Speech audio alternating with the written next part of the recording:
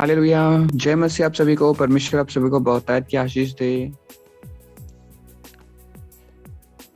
आप सभी का बहुत बहुत स्वागत है एक बार फिर से सुंदर जूम मीटिंग में। और इस सामर्थ्य जूम मीटिंग में परमेश्वर के निमित्त आप सभी का मैं बहुत बहुत स्वागत करता हूँ। आइए हम प्रार्थना के साथ आगे बढ़ेंगे और पिता का हम धन्यवाद करेंगे और प्रार्थना के साथ हम पिता को महिमा देंगे। हालेलुया। आइए हम सभी प्रार्थना करें। पिता परमेश्वर, एक बार फिर आपके समीप आते हैं, धन्यवाद करते हैं बीते दिनों में आपने संभाला है, फिर से एक नए दिन को दिखाया हमारे जीवन में। पिता आपकी महिमा है, आपका धन्यवाद करते हैं। पिता परमेश्वर, आपका हर एक बातों में धन्यवाद और धन्यवाद का भेंट चढ़ाते हैं। पिता आपका वचन कहता है हर एक बातों में पिता विनती धन्यवाद के साथ करते रहो। हाँ पिता, हम धन्यवाद करते हैं हर एक बातों के लिए जो आपने हमारे लिए किया। पिता सबला रहो सुने में चले पे हर एक बातों के लिए आप धन्यवाद करते हैं कि बीते दिनों में आपने हमें आशीषित रखा और आशीषित है। पिता हम धन्यवाद करते हैं। नए नए अभिषेक हमारे जीवन में आप खोल रहे पिता, और ज्यादा अभिषेक और आशीषों में आप चला रहे, हम आपका धन्यवाद करते हैं।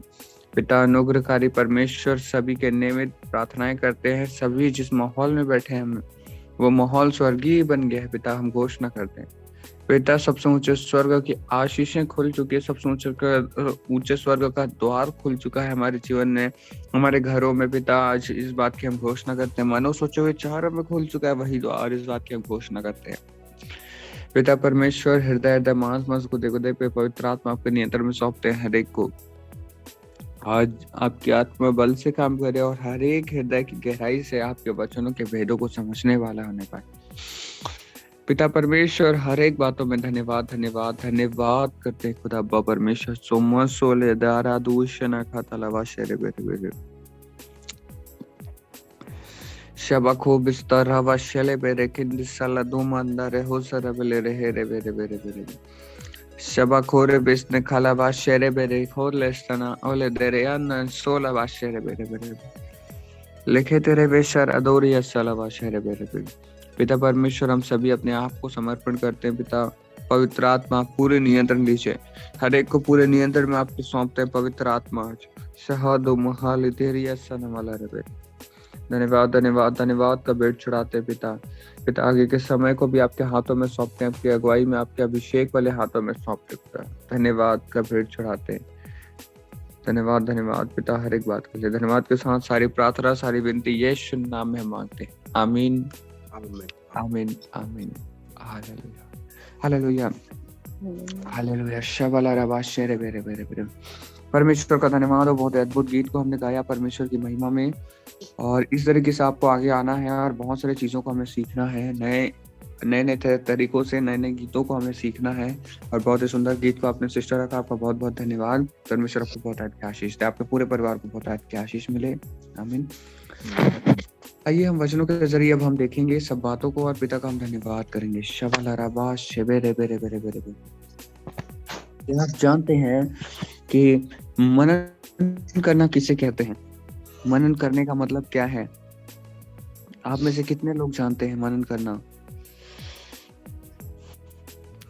शबला रबा। अगर हम संसारिक विषय से देखें, अगर संसारिक बातों को हम देखें, तो मनन करने के विषय में क्या करते हैं? वो ध्यान लगाते हैं। ध्यान लगाने का मतलब क्या होता है? एक वो शांति से बैठ जाएंगे और वो मनन करने लगेंगे। उदाहरण के लिए आपको जैसे मैं एक चित्र दिखाता हूँ, आप समझ पाएंगे कि मैं क्या कहना चाह रहा हूँ। शबला रबा शेरे बेरे शबला रबा शेरे बेरे बेरे शेखतो रोबोस निकला बा। जैसे कि आप उदाहरण के लिए आप देखेंगे, कुछ बातों को मैं आपकी स्क्रीन में शेयर करूंगा। शबला रे हो रही है मनामा। अगर हम संसार में देखें कि क्या हो रहा है, मैंने हमेशा आपको बताया है कि शैतान ने हमेशा हर एक बातों को परमेश्वर के नियमित सदृश्य को चोरी की है। मतलब जैसा परमेश्वर करता है वो नकली चीजों को वैसा ही बनाता है। जैसे मैंने आपको बताया था कि परमेश्वर स्वर्गदूतों की सवारी करता है करके, और जब परमेश्वर स्वर्गदूतों की सवारी करता है तो देखिए शैतान ने क्या चाल चली कि वो भी सवारी करता है स्वर्गदूतों की, ऐसा दिखाने लगा। उसके दूत भी स्वर्गदूतों की सेवा का मतलब सवारी करता है, ऐसा दिखाने लगे। वो कितना खतरनाक शैतान कॉपी करने की कोशिश करता है परमेश्वर को। और ठीक उसी प्रकार से जब हम देखते हैं कि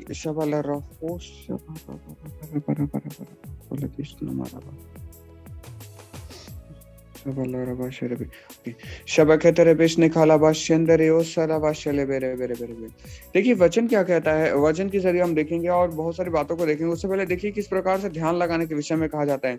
एक व्यक्ति इस प्रकार से ध्यान लगाता है संसार में, और ध्यान लगाने का विषय यहाँ पर भी दिखता है। और एक और फोटो आपको दिखाता हूँ जिसमें हम संसार के लोग कैसे ध्यान लगाते हैं। देखिए इसके विषय में क्या लिखा है। आप जब ध्यान लगाते हैं कि आपकी आत्मा यहाँ पे बीच में केंद्रित होती है, फिर धीरे धीरे ऊपर जाते हैं आप, और जब आप सबसे ऊपर वाले चक्र में पहुंचते हैं तो आप इस शरीर को छोड़कर एक अलग ही दुनिया में पहुंचते हैं, ऐसा वो कहते हैं। क्या ये सही है? नहीं, ये बहुत ही खतरनाक है। आप ध्यान ना लगाएं। ध्यान लगाना मतलब कि मन को खाली कर देना। और किसको पुकारेंगे खाली मन में? कुछ नहीं, आपके मन में खाली कर दो, शांत बैठो। बोल रहे खाली मन शैतान का होता है। क्यों पता है? क्योंकि शैतान के जानता है कि जहां आपका मन खाली रहा वहां वो आपको भरमा देगा। शैतान जानता है कि खाली, और जब हम अभी अभी आप ऐसा समझिए, मैं कुछ देर के लिए जैसे मीटिंग में शांत हो जाता हूँ, आपको आसपास के माहौल की आवाज सुनाई दे रही है। जब आप मेरी आवाज को सुनते हैं तो आप मेरी आवाज पे एकाग्र हो पाते हैं और आपको अगल बगल की आवाज नहीं आ रही होगी। पर जैसे ही मैं चुप होता हूँ आपको अपने आसपास की आवाज आने लगती है, बहुत अच्छे से सुनने लगते हो। पर जब तक मैं बोल रहा हूँ तब तक आसपास की आवाज धीमी हो जाती है आपके लिए। ये क्यों हो पा रहा है? क्योंकि ये ही तो परमेश्वर की बातें हैं। जब आप निरंतर प्रार्थना करते हो, परमेश्वर को सुनते हो ना, शैतान की कोई भी योजना आपके कानों तक नहीं पहुंचती। हालेलुया। शैतान कुछ भी बोल रहा हो आपको सुनाई नहीं देता। और इसलिए हमें ध्यान और मनन नहीं करना है उस तरीके से जो संसार करता है। हमें इस तरीके से मेडिटेशन नहीं करना है, हमें योगा नहीं करना है। क्यों? क्योंकि परमेश्वर की आत्मा हमें बताती है हमें मनन तो करना है, परंतु परमेश्वर के वचनों का मनन करना है। आइए हम वचन के जरिए देखेंगे। सबसे पहले हम देखेंगे परमेश्वर हमसे किस तरीके से बात करता है। वचन पढ़ने में अगुवाई करेंगे। शबल रहो पढ़ेंगे यशायाह 43 का पहला अध्याय। 43 का पहला अध्याय।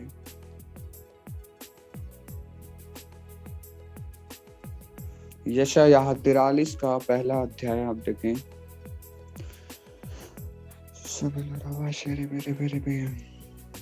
हे इस्राएल तेरा रचने वाला और हे याकूब के सिरजनहार यहोवा, अब यह कहता है मत डर, क्योंकि मैं तुझे छुड़ाने के लिए आया।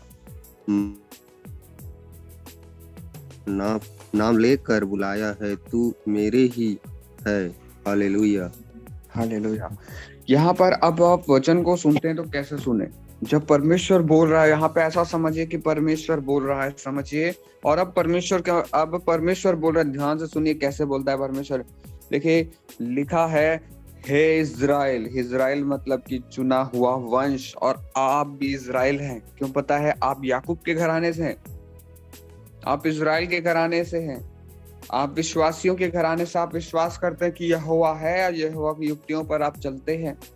आप इज़राइल हैं, आप चुने हुए वंश हैं। लिखा है हे इज़राइल तेरा रचने वाला और हे याकूब तेरा सृजनहार। अब यहोवा यूं कहता है, परमेश्वर आपसे यूं कहता है मत डर, क्योंकि मैंने तुझे छुड़ा लिया है। परमेश्वर ने आपको छुड़ा लिया है लहू से। मैंने तुझे नाम लेकर बुलाया है, तू मेरा ही है। परमेश्वर जिसे नाम लेकर बुलाता है, क्या उसे त्याग देगा परमेश्वर? नहीं। अब्राहम को भी अगर आप सबसे शुरुआत में देखें, अदन की वाटिका में क्या हुआ? आदम ने और हवा ने पाप किया, फिर भी उसे नाम लेकर परमेश्वर ने पुकारा। क्या परमेश्वर उनसे बातें नहीं करता था? उसके बाद क्या परमेश्वर ने किसी मनुष्य से बातें नहीं की? मनुष्य से तो परमेश्वर ने बातें की। कैसे? कैन और हाबिल जब भेंट चढ़ाने गए तब कैन से परमेश्वर ने बातें की। जब हाबिल ने कैन को मार दिया तब भी कैन से परमेश्वर ने बातें की। मतलब जिसे परमेश्वर ने बुलाया है उससे वो बात करता है। आमीन, हालेलुया। दूसरा वचन पढ़ें। जब तू जल से होकर चले जाए तो मैं तेरे संग रहूंगा, और जब तू नदियों से होकर चले तब वे तुझे डुबा न सकेगी। जब तू आग में चले तब तुझे आँच न लगेगी, और उसकी लौ तुझे न जला सकेगी। हालेलुया, आमीन। जब तू जल में होकर चले मैं तेरे संग संग रहूंगा, और जब तू नदियों में होकर चले तब वे तुझे डुबा ना सकेंगे, जब तू आग में चले तब तुझे आँच लगेगी, उसकी लौ तुझे ना जला सकेगी। हालेलुया। क्या आप जानते हैं एक कहानी आपको बहुत एक शायद ये कहानी को आपने सुना हो या शायद ना सुना हो। एक व्यक्ति था, समुद्र का किनारे चल रहा था, रेत में चल रहा था वो, और वो देखता है कि जैसे जैसे वो आगे कदम बढ़ा रहा है उसके साथ साथ में परमेश्वर भी कदम बढ़ा रहा है, और परमेश्वर के कदमों के निशान वहां पे वो रेत में देख पा रहा था। वो बहुत ही आनंदित था कि कितना अद्भुत परमेश्वर है कि मेरे साथ चलता है परमेश्वर। और वो बहुत आनंद के साथ आगे बढ़ा। कुछ दूरी आगे जाने के बाद उसे पथरीली जमीन मिली, कांटों वाली जमीन मिली, और उसमें वो चलने लगा।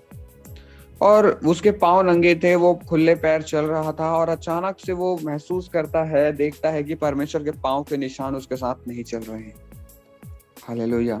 वो व्यक्ति वहीं पर ठहर कर कहता है, हे परमेश्वर, तू तो मेरे अच्छे समय पर मेरे संग और साथ चला था, अच्छी जगह पर अभी मैं जब मुसीबतों में हूँ तूने मुझे छोड़ दिया है।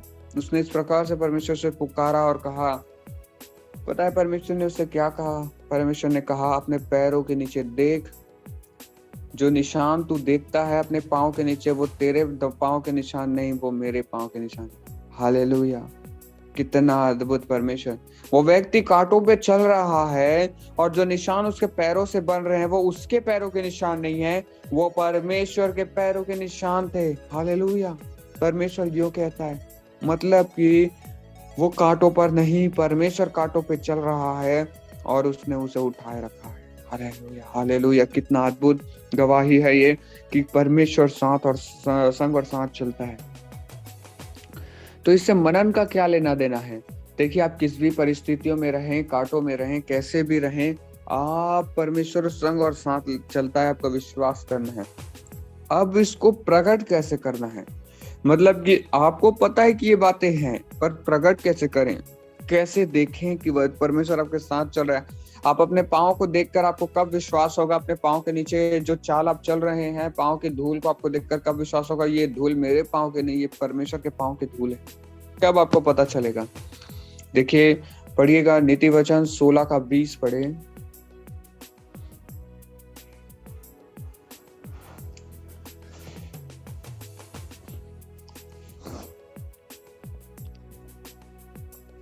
नीति वचन 16:20। जो वचन पर मन लगाता है वह कल्याण पाता है, और जो यहोवा पर भरोसा रखता है वह धन्य होता है। हालेलुया। मन को एकाग्र करने के विषय में परमेश्वर कहता है, हालेलुया, जो मन वचन पर मन लगाता है वह कल्याण पाता है। आमीन, आमीन, आमीन। हालेलुया। परमेश्वर के वचनों पे मन लगाना ही तो कल्याण पाना है, और जो यहोवा पर भरोसा रखता है वह धन्य है। क्या आप एक धन्य व्यक्ति हैं? क्या आपको यहोवा पे भरोसा है? तो उस व्यक्ति की तरह ना बने जिसने कहा कि परमेश्वर तू कहाँ चले गया, मुझे अच्छे दिनों में तू मेरे साथ था, परंतु इस पथरीले रास्तों में तू कहाँ है। हाँ, पुकार सकते हैं परमेश्वर को, मुझे दिखा कि तू मेरे संग और साथ चलता है। परंतु क्या आप जानते हैं, आपका भरोसा जब परमेश्वर पर एकदम दृढ़ रहता है तो आप धन्य ठहरा जाते हैं। और धन्य होने से क्या होता है? बहुत सारी आशीषें खुलती हैं और बहुत सारा अनुग्रह खुलता है हमारे जीवन में। हालेलुया। क्योंकि परमेश्वर हमें आशीषित कर रहा है। आमीन। एक और वचन पढ़ेंगे, पहला थिस्सलुनीकियों 5:17 और 19। 5:17 से 19 पढ़ेंगे हम। पहले 17 पढ़ें। पहला थिस्सलुनीकियों 5:17।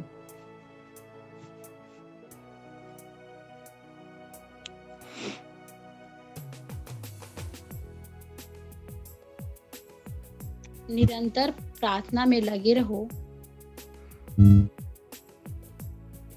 हालेलुया। लिखा है निरंतर प्रार्थना में लगे रहो।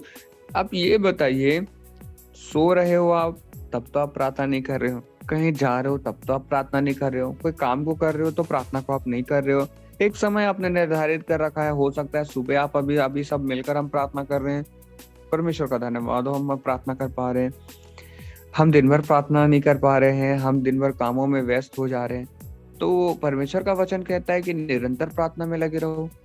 कैसे संभव होगा? कैसे संभव होगा? तो आइए हम आगे वचन पढ़ेंगे 18। हर बात में धन्यवाद करो, क्योंकि तुम्हारे लिए मसीह यीशु में परमेश्वर की यही इच्छा है। रखो तो रोबोट चलाए। और 19वां वचन में पढ़े। आत्मा को न बुझाओ। हालेलुया। परमेश्वर की इच्छा को हमें समझना है। परमेश्वर की इच्छा क्या है? हालेलुया। परमेश्वर की इच्छा को हमें समझना है। परमेश्वर चाहते हैं कि निरंतर आप प्रार्थना करो। और लिखा है 19वां वचन, आत्मा को ना बुझाओ, आत्मा को जलाओ। देखिए, शैतान ने यहाँ भी चोरी कर दी। आज जो बड़े बड़े मंदिरों में आप जाएंगे, शैतान ने जिन मूर्ति पूजा के लिए जिन मंदिरों को खड़ा करवाया है, वो मूर्ति पूजा के लिए वहां क्या होता है? निरंतर ज्योति जलते रहती है। वो कहते हैं क्यों जल रही है नहीं पता, बस परमेश्वर प्रसन्न होते हैं, ऐसा कहते हैं वो। पर इसका असल सच्चाई बाइबल हमें बताती है कि आत्मा को ना बुझाओ। आत्मा एक ज्योति के समान है जो हमेशा जलती रहनी चाहिए। अब वो जलेगी कैसे? जिस प्रकार से हम आग जलाते हैं और उसमें लकड़ी डालते जाते हैं, जब तक आप लकड़ी डाल रहे हैं, क्या वो आग बुझेगी? नहीं। ठीक उसी प्रकार से परमेश्वर कहता है कि लकड़ी डालते रहो। लकड़ी क्या है? परमेश्वर का वचन है, परमेश्वर की प्रार्थनाएं हैं, जो उस आत्मा को और ज्यादा आग पकड़ने में मदद करती है, उस आत्मा को प्रकट होने में मदद करती है। हालेलुया।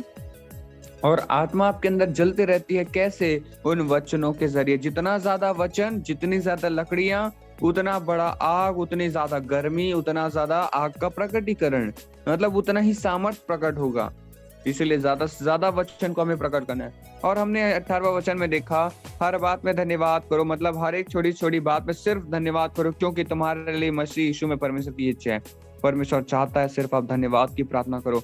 आपको और क्या चाहिए? आपको कुछ नहीं, आपको सब कुछ परमेश्वर ने दिया है, सिर्फ धन्यवाद करो। आमीन। और निरंतर प्रार्थना करने के विषय में परमेश्वर कहता है मनन करो। अब मैं आपको मनन के विषय में बताता हूँ। मनन का मतलब कि मेडिटेशन होता है। और ये मनन कैसे किया जाता है? दिन भर जब आप परमेश्वर के वचन को मन में गूंजते रहता है ना जब आपके, तो वो मनन कहलाता है। और परमेश्वर ने जो योजना दी है हमें कि हम परमेश्वर के मनन को कर पाए, उसके लिए परमेश्वर आज का दिन ठहराता है कि परीक्षा होगी करके। आपको मैंने टाइम टेबल बता रखा था, समय सारणी मैंने बताया था आपको कि शनिवार को परीक्षाएं होंगी। तो हर शनिवार जब परीक्षा होगी तो उस दिन आप गवाहियों को भी रखेंगे और सच में आप पाएंगे कि आप मनन करने वाले बन गए हैं। और आपको मनन करने के लिए क्या करना होगा? निरंतर परमेश्वर के वचन को अपने मन में रखना। और ये कैसे संभव होगा? जब आप एक या दो वचन को लेकर दिन भर गुनगुनाते रहें, दिन भर आप उस वचन को सोचते रहें कि परमेश्वर धन्यवाद इस वचन के निमित्त, ऐसा करके तब आपके जीवन में बातें काम करने लगती है। पढ़ेंगे भजन संहिता 51 का 17 पढ़ें। परमेश्वर को कैसा बलिदान चाहिए? भजन संहिता 51 का 17 पढ़ें। टूटा मन परमेश्वर के योग्य बलिदान है। हे परमेश्वर, टूटे और पिसे हुए मन कुछ नहीं जानता। परमेश्वर कहता है टूटा मन परमेश्वर के योग्य बलिदान है। बाइबल में और कहीं पे भी ये बातें नहीं लिखी कि योग्य बलिदान है। सिर्फ टूटा मन के विषय में ये योग्य बलिदान। उत्तम भेंट तक कहा गया परंतु योग्य ना कहा गया। योग्य किसे कहा गया? टूटे मन को कहा गया। टूटा मन क्या होता है? देखिए, जब आप परमेश्वर की युक्तियों को नहीं समझते थे और अब भी अगर नहीं समझते कुछ बातों को जो अगुवाई आ रही है, तो आपका मन सोचता है परमेश्वर मुझे बता तेरे वचन को मुझे समझना है करके। और जब आपका मन इस प्रकार से परमेश्वर को पुकारता है, आपका मन टूट जाता है। कैसे टूटता है? आप अपनी सोचों और विचारों से अलग सोचने लगते हो। आपका मन टूटता है और आप अपने विचारों से अलग होकर आत्मा में सोचने लगते हो और आपका मन टूटता है। और यही परमेश्वर के लिए उत्तम भेंट है। हालेलुया। लिखे तरबा शलबा। एक और वचन पढ़ेंगे, यूहन्ना 14 का 1 पढ़े।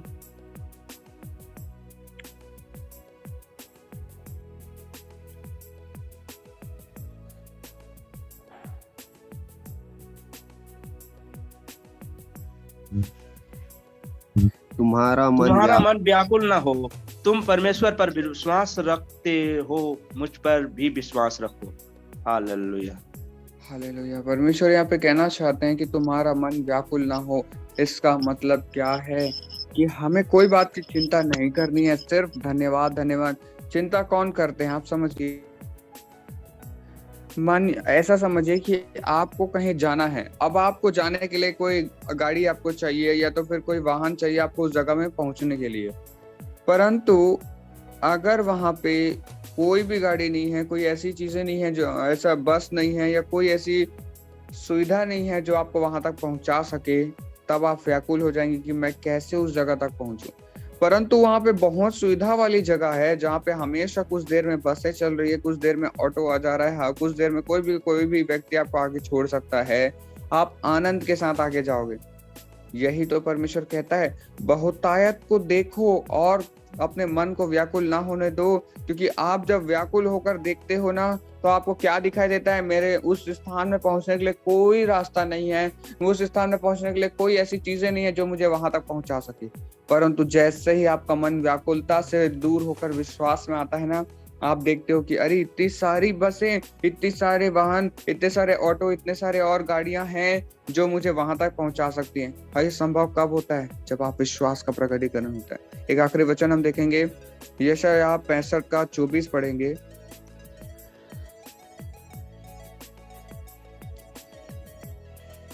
यशायाह 65 का 24।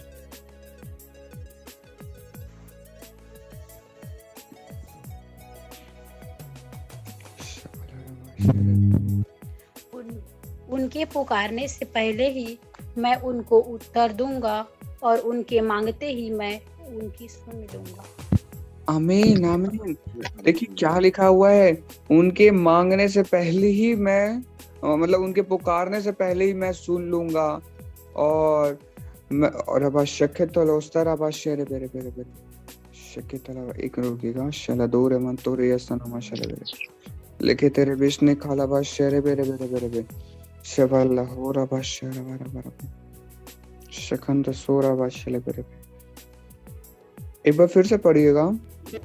उनके पुकारने से पहले ही मैं उनको उत्तर दूंगा और उनके मांगते ही मैं उनकी सुन लूंगा।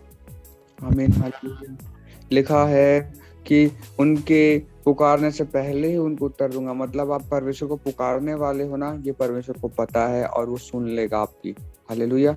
पुकारने से पहले मैं उनको उत्तर दूंगा। आप नहीं पुकारे हो परमेश्वर को, आप पुकारने वाले हो, तब से वो उत्तर देना। जैसे ही आपने प्रार्थना मीटिंग में जुड़ते हो, आप कहना चालू करते हो हालेलुया हालेलुया, अपने आप परमेश्वर का उत्तर खुलना चालू हो जाता है। आपने मांगा नहीं, सिर्फ हालेलुया करना चालू किया। इसीलिए मैं शुरुआत में अन्य भाषाओं में प्रार्थनाएं करवाता हूँ। क्यों पता है? क्योंकि जितना ज्यादा आप अन्य भाषाओं में हालेलुया करके धन्यवाद करते हैं, आप कुछ नहीं कहते, आप सिर्फ ग्रहण करते हैं उस समय। और क्या ग्रहण करते हैं? परमेश्वर की आशीषों को, परमेश्वर के उत्तर को आप ग्रहण करते हैं। और लिखा है, और उनके मांगते ही मैं उनकी सुन लूंगा। अब उसके बाद हम क्या करते हैं? प्रार्थना के जरिए हम मांगते हैं परमेश्वर से, गीतों के जरिए मांगते हैं और भी बातों से हम मांगते हैं। जब हम मांगते हैं तो वो तुरंत सुनता है और उसके उत्तर देता है। तो पहले तैयारी क्या होती है? हम अन्य भाषा में क्यों प्रार्थनाएं करते हैं शुरू में? ताकि वो हमारी हमारी पुकार को सुनकर हमारे साथ हो जाए। और जब परमेश्वर हमारे साथ रहता है तो तुरंत उत्तर देता है फिर। आमीन। और यही है मनन करना। आप निरंतर परमेश्वर के एक वचन को लेकर दिन भर सोचते रहते हो ना, यही परमेश्वर का मनन करना ही आपको विजय दिलाएगा। और हम मंडे से इस मनन की चीजों को, सोमवार के दिन से मनन की चीजों को हम आगे बढ़ेंगे। मैं मनन करना आपको सभी को स्पष्ट रूप से बताऊंगा कि मनन कैसे करना है। हालेलुया। और हम मनन करना सीखेंगे। और शनिवार को फिर जिन बातों का आपने मनन किया है उसकी परीक्षाएं होंगी। क्योंकि जब आप परीक्षा का नाम सुनते हैं, देखिए ये बात तो सच है कि परीक्षा से डर से सब पढ़ते हैं। हालेलुया। परीक्षाएं नहीं होंगी तो कोई पढ़ेगा ही नहीं।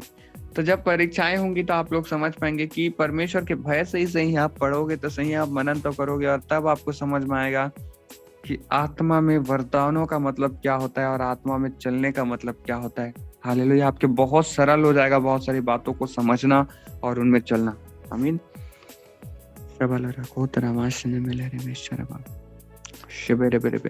एक और बात मैं शेयर करना चाहूंगा इस समय। जैसे आपने अभी सुबह ग्रुप में देखा कि जोहित भैया ने कुछ शेयर किया, इस वचन से आप क्या समझते हैं? मैं आप सभी से पूछता हूँ, जैसे ये वचन आपने पढ़ा होगा तो इस बातों को आपने पढ़ा होगा तो इससे आप क्या समझते हैं?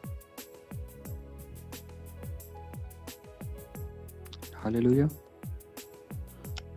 क्या किसी ने नहीं पढ़ा? जोहित भैया आपने पढ़ा होगा, आप ही बता दीजिए।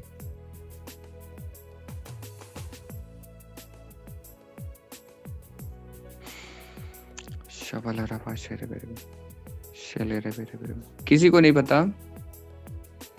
और इसमें था कि बोल रहा है कि यीशु सच्चा है और इसमें दूसरी बार जब आगमन होगा तो कोई कुछ भी कहे इसमें मत जाओ, लेकिन जो बाइबल में लिखा है उसी को सच्चाई से ग्रहण करो। मतलब इसमें मेरे को गहराई अंतर लाया, को ऐसा लगा कि इसको सब तक पहुंचाया जाए करके मैं शेयर किया था इसको।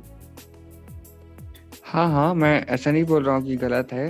मैं ये समझाना चाहता हूँ कि ये बातें लोगों तक पहुंची है, पर क्या आप इसका अर्थ समझते हैं? देखिए लिखा है सबसे नीचे में, तो समझिए मेरे भाई सच्चाई को और दूसरों को भी समझाइए। बहुत अच्छी बात यहाँ पे लिखी है कि समझना है हमें और दूसरों को समझाना है।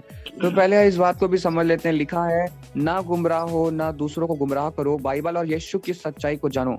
उसके बाद लिखा है यीशु देह में आ गए हैं, मतलब यीशु मसीह देह में आ चुके हैं, मतलब उनका मरियम के जरिए जन्म हो चुका है और शरीर में एक बार दोबारा शरीर में ना आएंगे।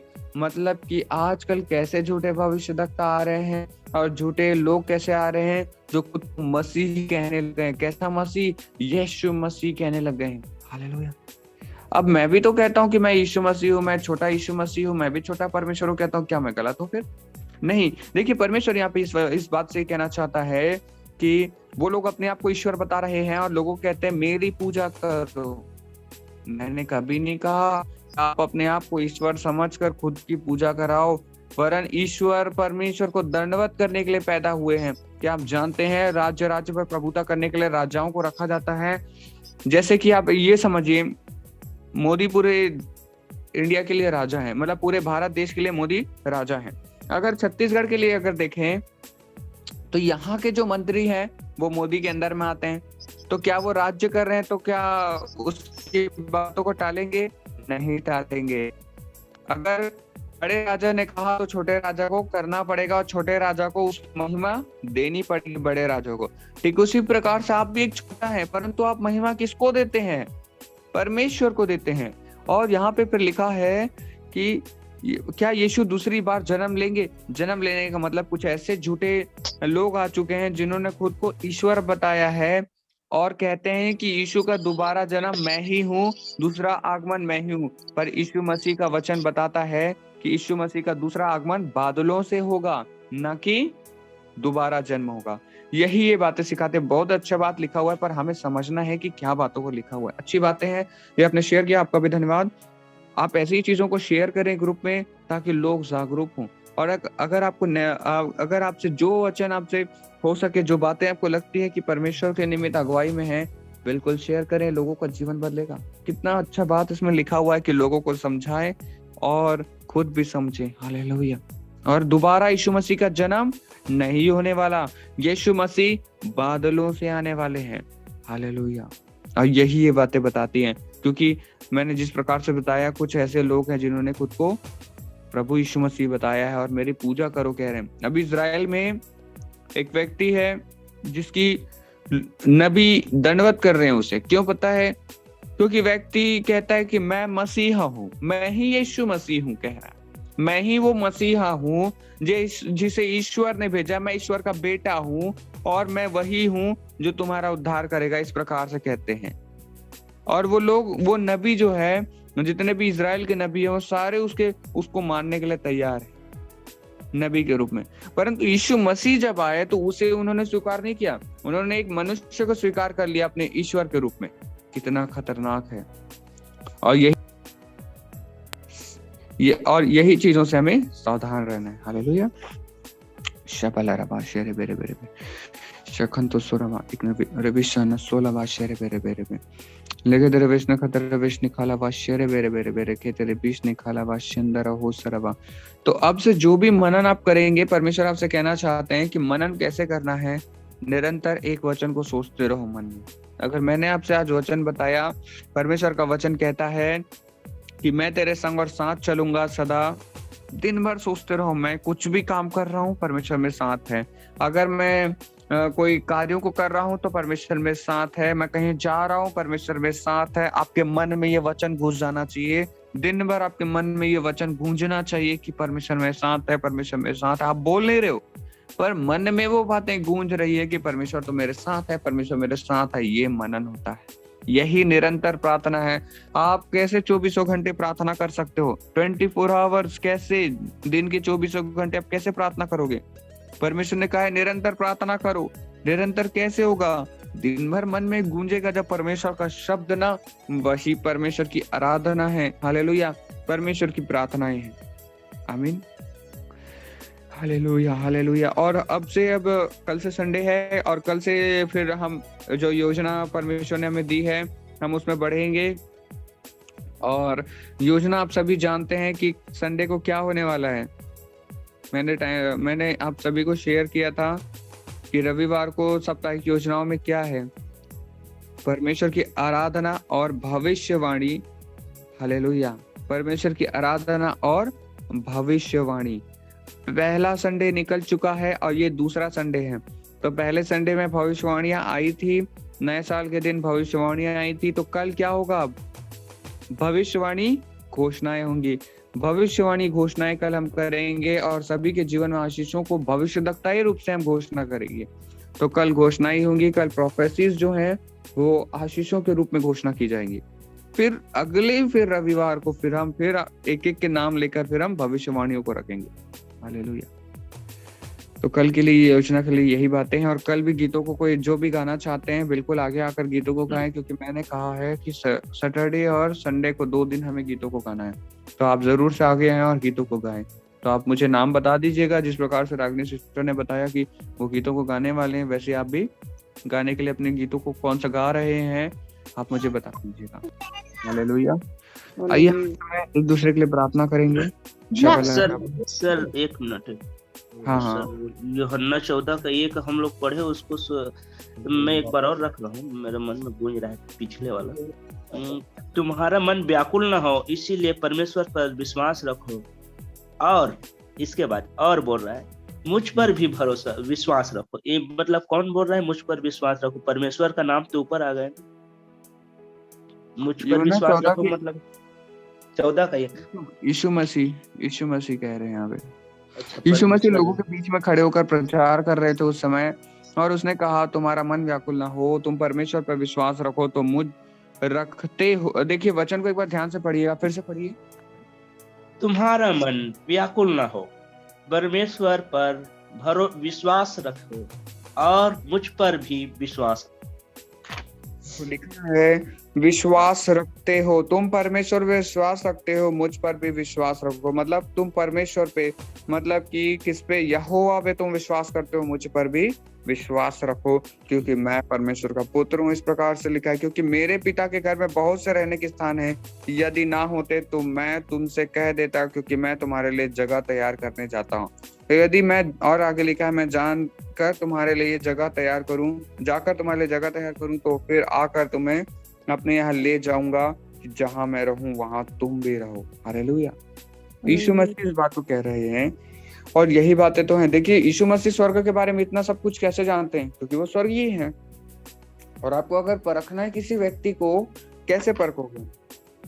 प्रकट करो कि वो स्वर्गीय है। ये वचन से भी हमें एक बात परमेश्वर प्रकट करते हैं कि परखना है हमें, तो स्वर्गीय बातों को परखना। अगर मैं स्वर्ग से हूँ कहूँ ना, तो मुझे भेद पता होना चाहिए स्वर्ग का।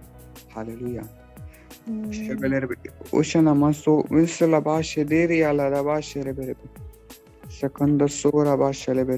एक न रुकिएगा, परमेश्वर को चगवाई कर रहे हैं।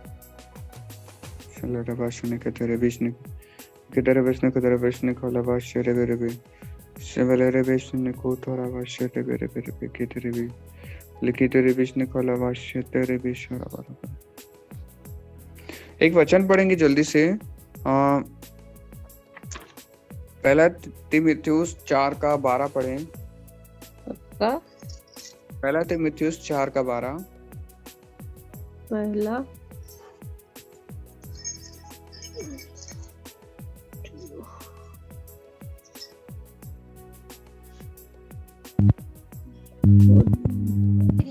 वाली को कुछ न समझने पाए, पर वचन और चाल चलन और प्रेम और विश्वास तथा पवित्रता में विश्वासियों के आदर्श बन जाए।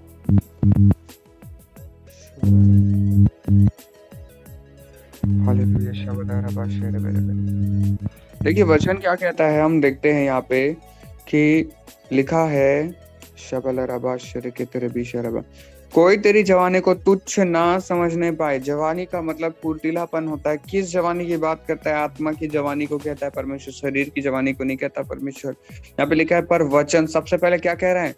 वचन, फिर चाल चलन, फिर प्रेम, फिर विश्वास और फिर पवित्रता में विश्वासियों के लिए आदर्श बन जा। परमेश्वर को आदर्श बनना है ना आपको सेवकाई में, तो आपको पहले वचन का भेद पता होना चाहिए। अगर वचन का भेद ही नहीं पता आपको कैसे चाल चलना है, तो आप चाल नहीं चल पाओगे सही। और अगर आप सही चाल नहीं चल पाओगे तो आपके अंदर प्रेम प्रकट नहीं होगा। और अगर आप सही प्रेम नहीं प्रकट कर पा रहे हो, परमेश्वर से सही चाल नहीं चल पा रहे हो, सही रास्तों में चल रहे हो, तो क्या आपका विश्वास दिख रहा है? वहां पे नहीं दिखेगा। और वैसे ही अगर आप सही विश्वास नहीं है तो आप पवित्र भी नहीं रहोगे। जैसे कि मैंने कहा, जैसे परमेश्वर का वचन कहता है, मैंने तुम्हें अपने लहू से खरीदा है, तुम अब पापी नहीं धर्मी हो। ये परमेश्वर का वचन कहता है। अब जिन्हें ये वचन नहीं पता वो कैसे चाल चलते हैं? मैं तो पापी हूँ, ये अंगीकार वो करते रहते हैं। ये उनका चाल ही ऐसा बन गया, उनका चाल चलन ही ऐसा हो जाता है। उनको वचन ही नहीं पता कि वो पापी नहीं है, तो उनका चाल चलन कैसा हो गया? एक पापी सा हो गया। वो पाप में खींचे चले जा रहे हैं। क्यों? क्योंकि उनको पता ही नहीं है कि वो धर्मी है। उसके बाद अगर देखिए कोई व्यक्ति के पास कोई कमी घटी होती है ना, तो आदमी अपने आप अपना प्रेम खो देता है। उसको दूसरे व्यक्ति से चिढ़ होने लग जाती है कि ये मेरे आशीषों से कैसे बढ़ रहा है आगे, और हम क्यों नहीं बढ़ पाए इतने सालों से। बहुत सारे ऐसे मसीह लोग मुझे मिले हैं जो मैं एक ही की बात नहीं करता, कई ऐसे फ्रेंड्स मिले। मैं बराका गया हुआ था, कुछ लोग ऐसे मिले हैं मुझे जो कहते हैं हम भी बराका गए। वहां कितनों लोग बराका गए, 300 लोग थे। उसमें से 10 लोगों से मैंने बातें की, तू कुछ अलग है, तुझे कैसे इतना सब कुछ पता करके वो कहते हैं। तो ये कैसे हो पा रहा है? मैं वचन को पढ़ता हूँ, वचन के भेदों को मांगता हूँ परमेश्वर से, तो मुझे वचन पता है, तो मेरे चाल चलन सही हो गई। और उसके बाद प्रेम मेरा प्रकट इसलिए हुआ क्योंकि मेरे मन में परमेश्वर का वचन है, तो मैंने शांति पाई है। और मैं परमेश्वर के वचन पे चलता हूँ, इसलिए मुझे विश्वास है। और परमेश्वर का वचन कहता है विश्वास के द्वारा एक व्यक्ति धर्मी ठहराया जाता है। तो अगर वचन कहता है कि तुम पापी नहीं हो, और जब आपको पता ही नहीं है कि आप पापी नहीं हो करके, आप एक पापी हो करके पापी के समान अपने आप को कहते हो और चाल चलते हो, तो आपका प्रेम ठंडा हो जाएगा। आप जलन रखने वाले बन जाओगे। अगर आप अपने आप को पापी कहोगे ना, तो आप जलन रखने वाले बन जाओगे, क्योंकि आप वचन से बाहर चल रहे हो। क्योंकि प्रेम का विपरीत चीज होता है जलन रखना, किसी से ईर्ष्या रखना। और विश्वास आपका वहीं खत्म, क्योंकि आप विश्वास कर ही नहीं रहे हो कि आप लहू से खरीदे गए हो। इसीलिए जो दया की ज्यादा प्रार्थना करता है, और लिखा है फिर पवित्रता, तो वो पवित्र ही नहीं है। जो जितना ज्यादा दया की प्रार्थना करता है ना, उस व्यक्ति को विश्वास ही नहीं है कि परमेश्वर ने कभी मुझ पर दया कर दिया। आप देखिए कुछ ऐसे लोग होंगे, मेरे कुछ ऐसे बराका के दोस्त हैं जो बार बार ऐसी प्रार्थनाएं करते हैं। वो कहते हैं प्रभु हम पर हमेशा तेरी दया बनाए रखना, हम तुझसे विनती करते हैं, ऐसा कहते हैं वो। मैंने कहा ऐसी प्रार्थनाएं क्यों करता है भाई करके? वो कहता है तो कैसे प्रार्थना करे? मैंने कहा धन्यवाद कर, परमेश्वर ने तुझ पे दया किया है, परमेश्वर ने क्रूस पर अपने लहू को बहा दिया है, और क्या चाहिए तुझे? धन्यवाद का भेंट चढ़ा सिर। तो हम दया नहीं मांगेंगे तो कैसे बनेगा? मांगने की जरूरत नहीं है, उसने दे दिया है, उसने दया कर दिया, अपने प्रेम को प्रकट कर दिया, तो और क्या मांगते हो? मांगने की तो जरूरत ही नहीं। हालेलुया। और यही तो मैं आप सभी को सिखाता हूँ। मांगना है तो क्या मांगना है? परमेश्वर के वरदान मांगो, परमेश्वर के अभिषेक मांगो, और कुछ नहीं मांगना है आपको। अगर इसके अलावा आप कुछ मांगते हो तो आप अविश्वासी हो। सीधी सी बात है, आपके अंदर अविश्वास है। इसीलिए मैं कहता हूँ हर पास्टरों को परखना जरूरी है, हर उनके वचनों को परखना जरूरी है। अगर वचन कहता है तो मानो, अगर वचन कहता है नहीं, वचन में नहीं लिखा है जो पास्टर जी कहते हैं, मत मानो। अगर वचन कहता है कि तुम पापी नहीं हो, परंतु एक पासवान कहता है कि तुम पापी हो, तो वहीं पे खंडित करो यीशु के नाम से, क्योंकि वचन, परमेश्वर का वचन एक मनुष्य के वचन से बढ़कर है। हालेलुया। और इसीलिए आपको हमेशा, मैंने कहा ये साल आत्मा का वरदानों का साल होगा। हमेशा तैयार रहें कि कब कौन सा वचन आपके ऊपर आ पड़े और आप उसे संभाल पाओ। आमीन। आइए हम पिता का धन्यवाद करेंगे। और आज की योजना फिर से हम देखें तो आज का जो समय है उसमें शनिवार है और शनिवार में हमें क्या करना है? एक दूसरे के लिए प्रार्थना। और एक दूसरे की प्रार्थना, आइए हम एक दूसरे के लिए प्रार्थना करेंगे इस समय। पिता परमेश्वर, एक बार फिर आपके समीप आते हैं, एक बार फिर आपके समीप आते हैं, बात करते हैं। धन्यवाद करते हैं। बीते दिनों में आपने संभाला, इन दिनों में आपने संभाला, हमारी अगुवाई की, हमें आशीषित किया। हम आपका धन्यवाद करते हैं। पिता आपका वचन कहता है सब बातें भूल चुकी। पिता आपका वचन के अनुसार हमारे जीवन की हर एक बातें पूरी हो गई। जितनी आशीष हमें चाहिए थी उतने हमें आपने दे दी है। बस आशीषों के प्रगटीकरण में हमें बढ़ाइए, ताकि जो आशीष आपने हमें दी है उसे हम समझने वाले बने। पिता, आज फिर से एक नए स्तर की आशीषों में हम बढ़े। हम आपका धन्यवाद करते हैं। पिता, हम क्या मांगे आपसे हम नहीं जानते पिता, वरन हम सिर्फ धन्यवाद करते हैं विश्वास के साथ कि आपने हमें सब कुछ दे दिया है। जब पिता आपने कहा वचनों के जरिए कि स्वर्ग का राज्य तुम्हारा है, आपने हमें अनंत विरासत का अधिकारी ठहराया है। हम अनंत आशीषों से परिपूर्ण हैं, अनंत अभिषेक से परिपूर्ण हैं, अनंत धन से परिपूर्ण हैं। पिता, हर एक परिवार को आशीषित करते हैं, उनके सदस्यों को आशीषित करते हैं, के बच्चों को आशीषित करते हैं। सभी आपके लहू में सुरक्षित है। हम आपका धन्यवाद करते हैं। सभी को आपने अपने पंखों तले ढाबे रखकर धन्यवाद करते हैं। पिता, आपने हम सभी के निमित्त आशीषों को खोला, धन्यवाद करते हैं। पिता परमेश्वर,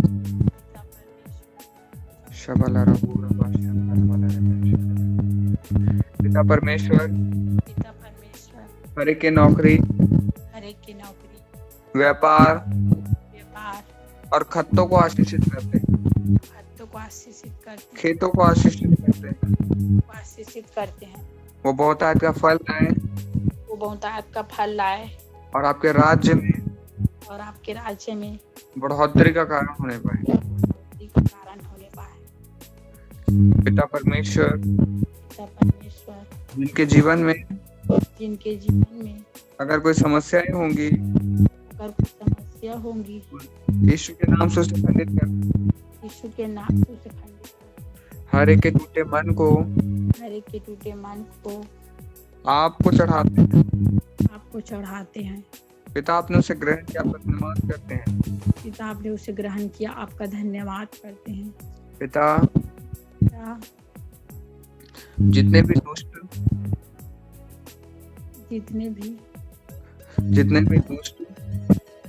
दुष्ट लोग हैं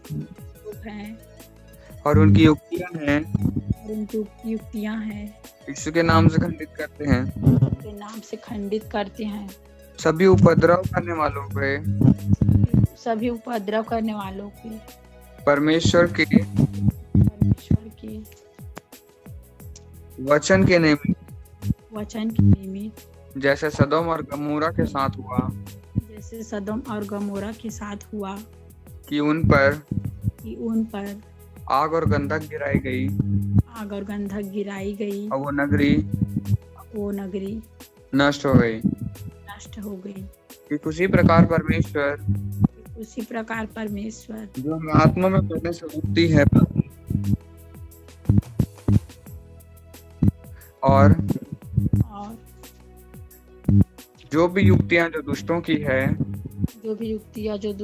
है, और जो दुष्ट हमें आप में बढ़ने से रोकते हैं, उन पर उसी आग की हम घोषणा करते हैं। पिता सभी भले चंगे हम घोषणा करते हैं, सभी आशीषित है घोषणा करते हैं, सभी अभिषिक्त हम घोषणा करते हैं।